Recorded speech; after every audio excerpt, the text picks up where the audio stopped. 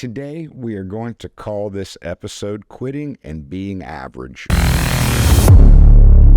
And we are back with another episode of the Julius Files. I am your host, Jasan Julius, and again, welcome to the water cooler for small business, where we talk about anything and everything small business. And yes, with it being my podcast, I think we can probably talk about some things having to do with just general success in life, perspective, mindset, attitude.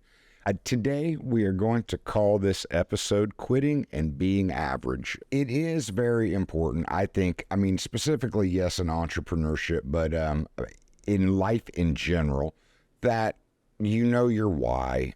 It gives you purpose, gives you something to wake up for every day. And when I really start looking at my entrepreneurial journey over the last 18 years, I have really had to put some very deep thought into my why.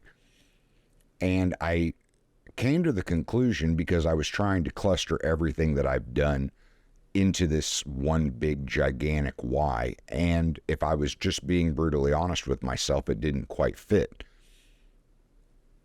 I think that every one of the brands and the businesses that I manage, when I have gotten involved in them, it's been for a different why. Coffee Junkies being the heart of the overall business, it had a very deep personal why attached to my son. Pizza Junkies was, I guess, in the beginning, it started out with I wanted to prove that I wasn't a dummy. It was the desire to show that after 8 years in entrepreneurship that I had actually learned something, and the proof was going to be in the development of a new brand itself. When I thought about creating a Double J franchising, it was because I knew as somebody that came from a background of nothing, I didn't have just direct access to all the capital to truly let the brand chase its potential. And I fully believe that Coffee Junkies and Pizza Junkies are a national brand in the making. But I knew that franchising would be my vehicle. And I just wanted to make sure that as an entrepreneur that I was not getting in the way of what I had created, the potential of what I had created. Scared Rabbit went a little bit different of a direction because, and I don't know if this was necessarily ego, but it was pride that a lot of the branding that I had developed between Coffee Junkies and Pizza Junkies, a lot of the creative that went into it, I found personal joy and satisfaction in. So I did not want to just give up a national ad campaign in the direction of advertising to another ad company. That's why I bought Scared Rabbit. That was the why. I saw the ability to fix a business, to do business, again, still in the small business space, to be able to meet other entrepreneurs in the small business space, but ultimately I wanted Scared Rabbit to be the home of my national ad campaign, because as I look further into what I wanted to do, I didn't want to cede control of the creative of the brands, because it's one of the pieces that I have most enjoyed. When I took over Vickers, it just made sense. I really thought, was it a shiny thing? And again, I saw the ability to take a 40-year-old brand and apply the principles of success that I knew in small business to the brand. And it fit well with doing business with other small businesses and being able to service my businesses as I actually grew. Then I don't know if a lot of people talk too much about it, but over the last couple of years, I have been slowly creating a personal brand. And that personal brand was meant to put my thoughts and feelings out there about small business, because small business is 50% of America. And I wanted to champion small business because I wanted to call out some of the glamorization that is true to business itself. And honestly, to put myself out there in a way for potential franchisees to vet me, because franchising is very much a partnership. So I wanted to make sure that the people that were interested in a franchise opportunity in my business, that on some level we were aligned, and our perspectives were aligned, and that would be the basis for a good partnership. Then I I get to this podcast, and that is where I kind of start bringing it back around that why did I start this podcast? And because the reality is, in order to do podcasting well, and I'm not necessarily saying that I'm overly doing it well, but I would like to think that I'm doing it on a higher level, because I did seek out counsel and guidance on how to properly do a podcast. The point is that in order to do it, even on the level that I'm doing it, I mean, there's an investment behind it. It's not, and it's not an investment that I'm looking for any type of sponsorship or anything like that. That's not why I did it. That's not why I'm doing it. It is a monetary investment, and I've made it clear that it's more of a personal passion. But then I get to the why. I see so much out there in social media where they will tell you the what, how, or I'm sorry, that they will tell you the who and the what, but they won't really tell you the how. And I mean, some of it is because with telling you the how is how they monetize the message that they're putting across in the experience. Some of it is, I truly believe that there's still so much pride going on that they're not willing to actually talk about the trials and tribulations, the true realities of entrepreneurship. I think in any type of business, small business or otherwise. And I gave up that pride a long time ago because I had to ask for help. I screwed it up so bad in my first 5 years that pride went out the door because I wouldn't have survived if I hadn't asked for help. So when I looked at this podcast, it was, well, one, I want to speak to other small business entrepreneurs. This is my way in my own mind of giving back, because if I'm able to do something that actually reduces the learning curve or saves somebody else pain, I mean, that is very valuable to me, because I've long said that, I mean, the purpose of life is connectivity. So if I'm able to give back by simply talking about what I'm going through in business or the lessons that I've learned in business, trials and tribulations, like even if I'm able to affect one business owner, one person, that's very gratifying for me, because if I'm able to help you avoid some of the pain that I went through. And I got to that point of thinking, like, what, I mean, I've messed around with this podcast in that I've done the Entrepreneurial Chronicle section, and from time to time I will continue to do so, because being able to bring other entrepreneurs on to talk about their story and their lessons, that's the whole purpose, is to learn from other people and learn from other people's mistakes. But as I found in 2022, I have heard other very successful entrepreneurs say the same thing, and I still screwed up after over 17 years and made the same mistakes. Sometimes you just need to hear them to reflect back, to say, hey, dummy, they were right. Don't make those same mistakes. The point is, when I got to my why, we're almost 70 episodes in, and honestly, I do not pay too much attention to the analytics of this podcast. Not like I do the business. I mean, the truth is in the numbers, but I know that when you start something, you can become very discouraged by whether you have a listener base or a group that you're trying to get to. So I started this podcast knowing that I had access to the analytics, but I wasn't going to look at them, because that was not my why. That was not my purpose for doing the podcast. The podcast was I guess threefold on the overall. The very specific is, one, when 99 out of 100 people fail in the first 10 years in business, and there is a plethora of reasons why, I think some of them never should have tried entrepreneurship, not in a negative way, because I'm saying being eyes wide open and aware and asking yourself the right questions to make sure that you're trying to increase your odds of success by understanding, are you right for entrepreneurship? And then the other side of this is that for the people that have already, like that one way or another, they've already taken the leap of entrepreneurship, that if I can put out my lessons and help, then that like I said, that's worth it. That's the purpose of it. Because with 50% of America being small business, we are up against big business and big business money.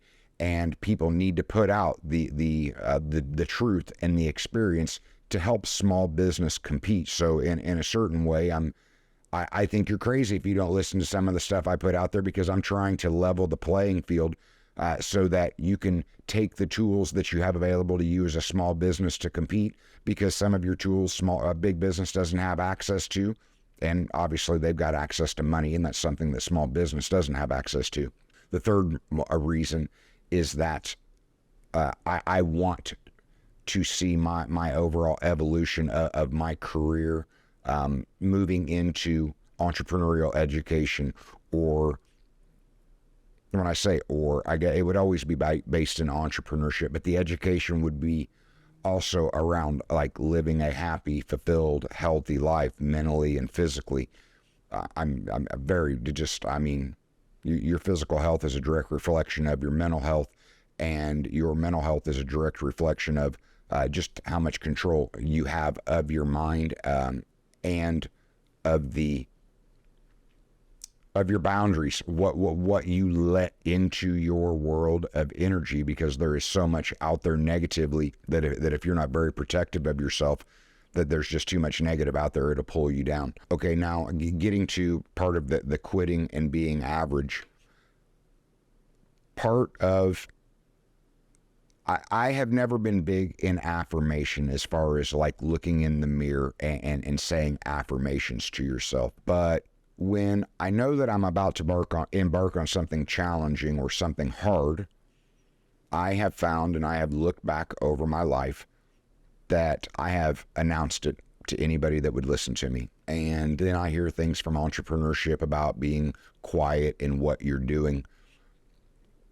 Okay, acknowledged, heard, and I ask myself, well, what is the true reason I do this? Because I do it for myself naturally. It was not necessarily on purpose, but then I had to look back and dissect and say, why is it that I do this? And then I come to the conclusion that it was a personal affirmation for me. So many times the hard things that I have done, I have announced it to the world, because I know that's what holds me accountable. I care about my respect and my reputation so deeply that when I am about to embrace or embark on a journey that I know is going to be hard, and I know that the hard part is me executing, just me doing, that requires discipline. To require discipline requires accountability. And ultimately, I look out and I find that when I announce to the world that I have taken on a challenge to hold myself accountable, I announce it to the world, because I know I treasure that respect and my reputation so dearly that by putting it out into the world, I will hold myself accountable, because I do not want to look like a hypocrite or a liar. So I simply announce it and I talk about it as I'm actually doing it, because I know you're going to come up on those hard moments, those times where you want to quit. And that's where we get into where you want to be average, because quitting is easy. Your own mind will tell you all of the reasons that you should quit. That's average. You want to be above average, you have to find a mental fortitude. You have to understand what makes yourself tick so that you can put things in place, milestones, reminders, nudges that make you not quit. So part of what I just went through over the last 10 minutes is part of my affirmation to the world. Like I said, this podcast costs me time and money, but I have to remind myself of what my why is. And I've thought, like, in the midst of trying to manage all of these businesses, when it gets overwhelming, the podcast is not something that I'm trying to monetize. It is taking money from me. It is consuming my time and consuming my thought process to try and put together really good, valuable content to put out there. Maybe I should quit. And the more I got to thinking about it, it was when I reminded myself what my why is, it invigorated me. I was like, I don't want to quit doing this, But again, it is something that I'm doing that is not necessarily benefiting me in any way, shape, or form. And I had to remind myself that wasn't the purpose of this. The purpose of this was to benefit you as the entrepreneur, or potentially the aspiring entrepreneur, or somebody that had just potentially resonated with some of the things coming out of my mouth.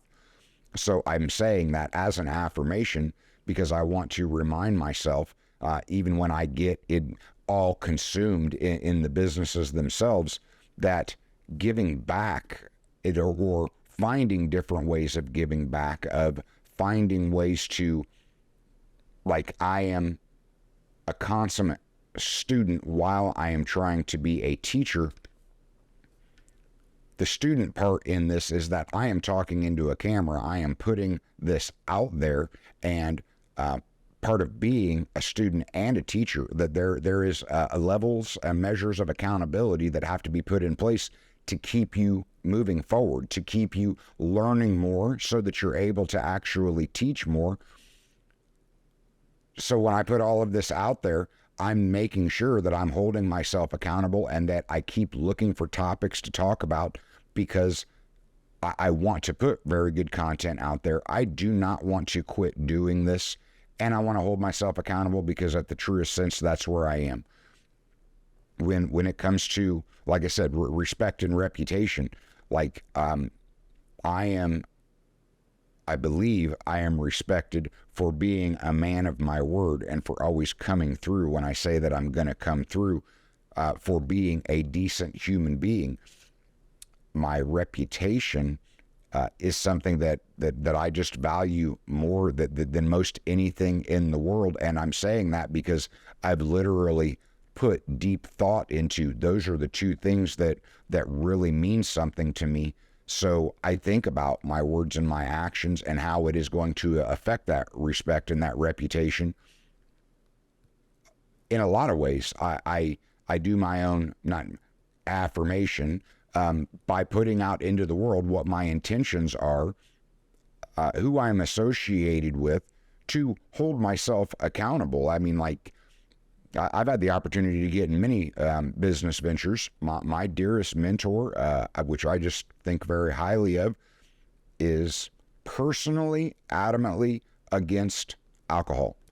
And I continually remind myself, do not look at any type of business ventures along those lines, because you are associated with this man, and through that affiliation, I respect everything about him, and I wouldn't want to do anything to tarnish his name. And due to that affiliation, it's just something that I won't get involved in. And I will say that, I will put that out there, even if I'm saying it to myself, because I want to remind myself, because I am trying to hold myself accountable. And it's that level of accountability, it's those challenges that I thrust upon myself, that it's not like I'm not a dummy. I know what the definition of quit is, but what I tell myself, what I tell the world is, I don't even try and understand the definition of quit. I know I am above average, if only in I'm too stubborn and I don't know how to quit. And I tell myself, I don't even want to understand the definition of quit. I'm saying that because I'm not knocking anybody being average, I'm not knocking anybody for quitting anything. I'm questioning why. What is your why? Why do you quit?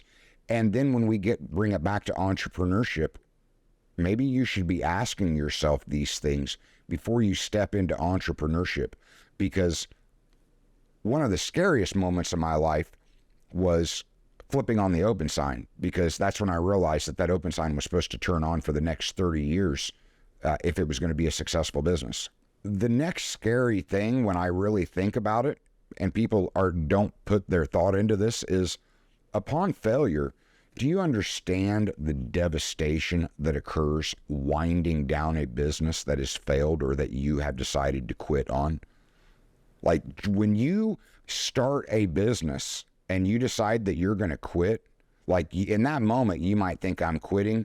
That sense of relief is a split second, because the responsibilities that are thrust on you to actually quit and wind down a business are very devastating. And it's the in the questions you ask yourself leading up to the point of committing an opening, and the actions you take between opening and potentially thinking about closing that determines whether you do close.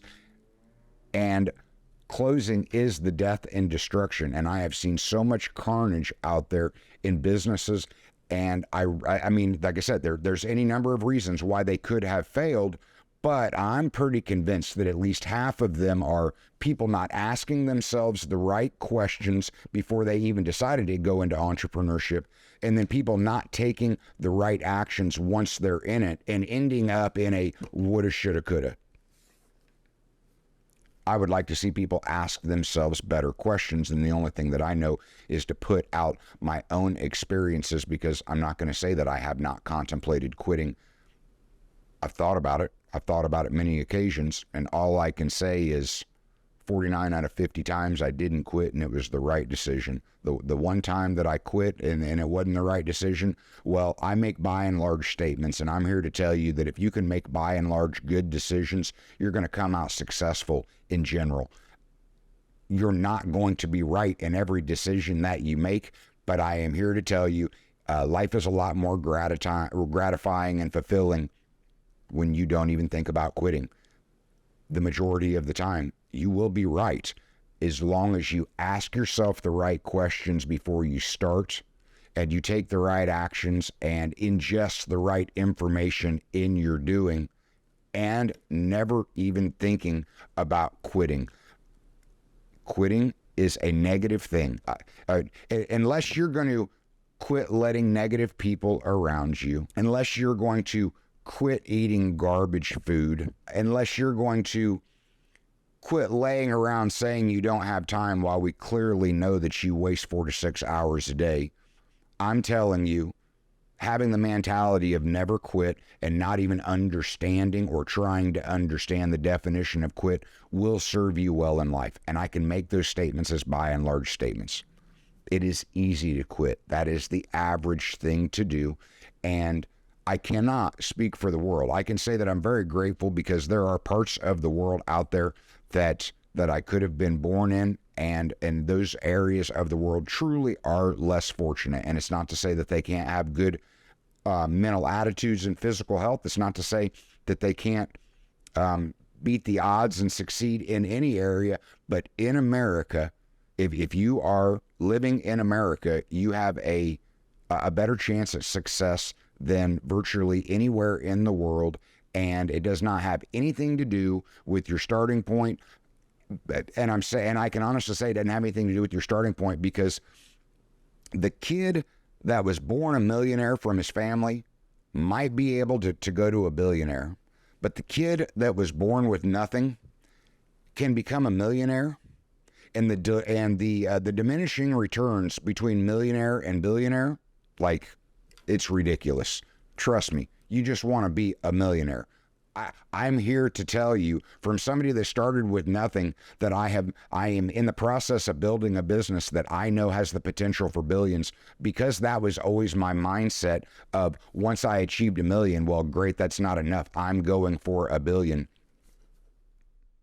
It's difficult on a level of the amount of sacrifice that you have to make. And all I'm saying is, anybody in America that wants to start developing the right habits, start educating themselves, start consuming the right content, can go from zero to a millionaire. And the diminishing returns from a millionaire to a billionaire is not even something that you need to pay attention to. Everybody can become a millionaire if you want to make good decisions, take on good habits, and continue to learn, grow, develop, and apply it to what you are actually doing. So in America, I just don't see any excuses. It does come back to personal accountability, and then it does come back to quitting and being average. And again, there's nothing wrong with being average.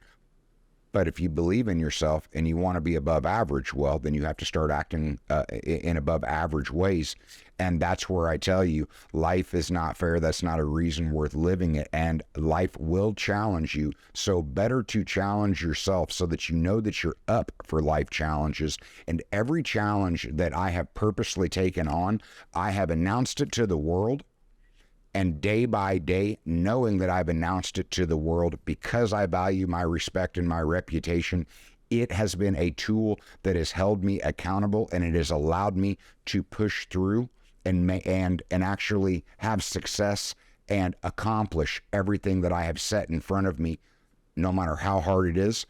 And while I'm not a billionaire at this point, I have accomplished some pretty good things.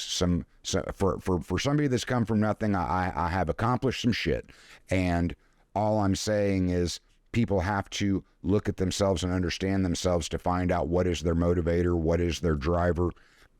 A lot of that stuff is going to come from discipline. Well, again, discipline comes back to accountability.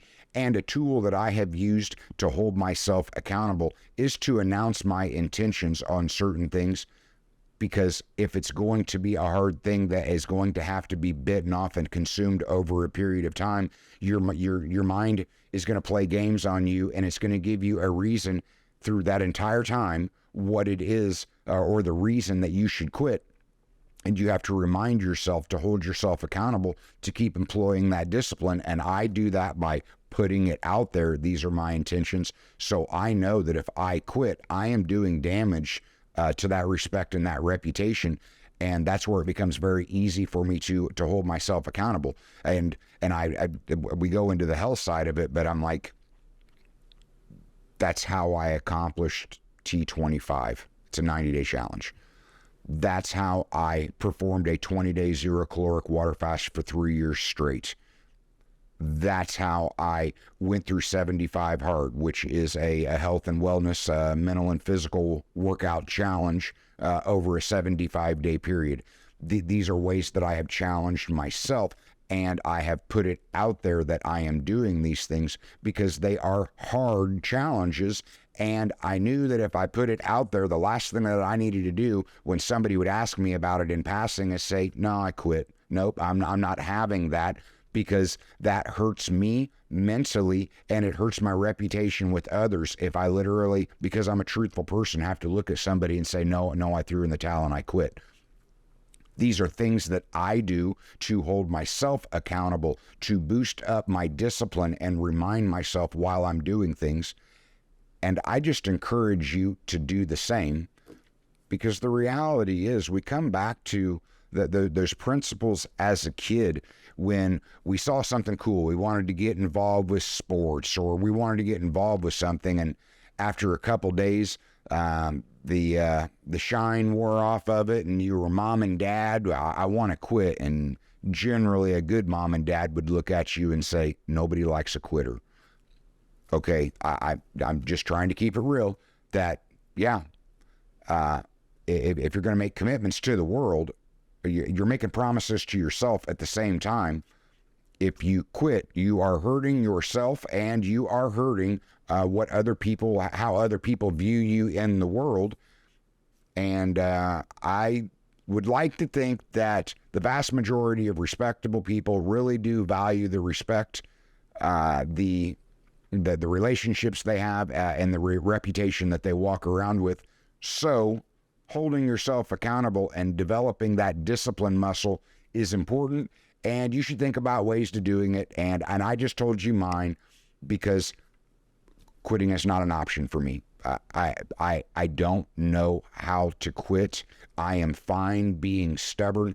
I do not want to quit, and it has served me well. I've had high points and low points, but simply not quitting has served me well. And you should not get into entrepreneurship if you have not challenged yourself and know definitively that once you get into the ring, that quitting is not an option. All right, that's my message for today. Till next time, you guys have a good night.